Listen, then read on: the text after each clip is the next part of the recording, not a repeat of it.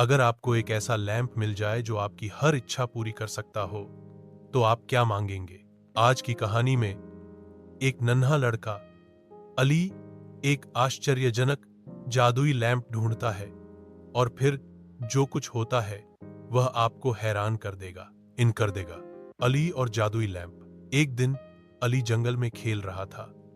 वह एक छोटे से गुफा में दाखिल हुआ जहां एक पुराना धूल भरा लैंप रखा था। अली ने उसे उठाया और साफ किया। जैसे ही उसने रगड़ा, एक जोरदार धुआं निकला और एक बड़ा सा जिन नुमाया हुआ। जिन बोला, ए अली, मैं तेरा खादिम हूं। तू जो चाहे मांग, तेरी 3 ख्वाहिशात पूरी होंगी। अली हैरान हुआ मगर खुश भी।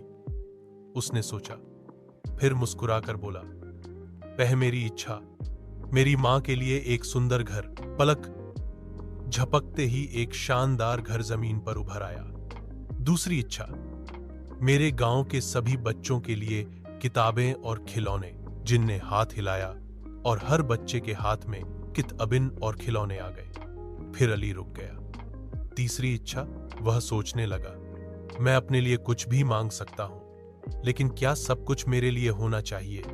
आखिरकार अली ने कहा, मेरी तीसरी इच्छा यह है कि जिन, तुम आजाद हो जाओ। हो जाओ? जिन हैरान रह गया, फिर खुशी से चमकने लगा।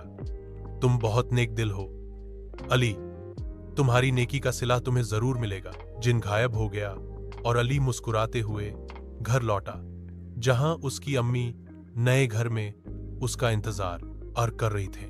सब दूसरों की मदद करना सबसे बड़ी नेकी है। असल जादू दिल की अच्छाई में होता है, न कि लैंप में